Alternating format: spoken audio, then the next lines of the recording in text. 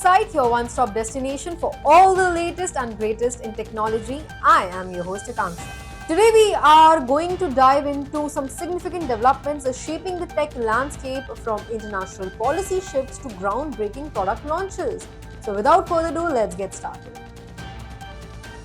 European Union's competition chief Teresa Ribera has expressed concerns over US President Donald Trump policies, stating that they have undermined the trustful relationship between Europe and the United States. Rivera emphasized the importance of Europe maintaining its principles, especially regarding human rights, democracy, and trade laws.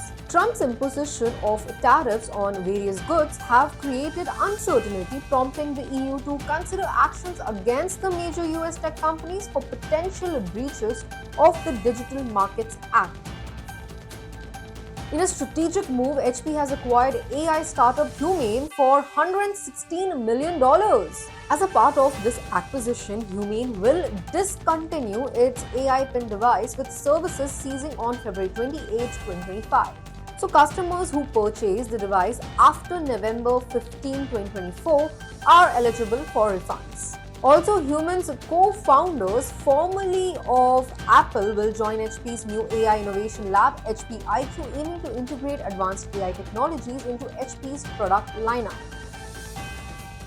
Yes, South Korea's Data Protection Authority has suspended new downloads of the Chinese AI app DeepSeek due to non-compliance with personal data protection regulations. Existing users are advised to delete the app or avoid entering personal information until privacy issues are resolved. This action reflects growing global scrutiny over data privacy practices of AI applications.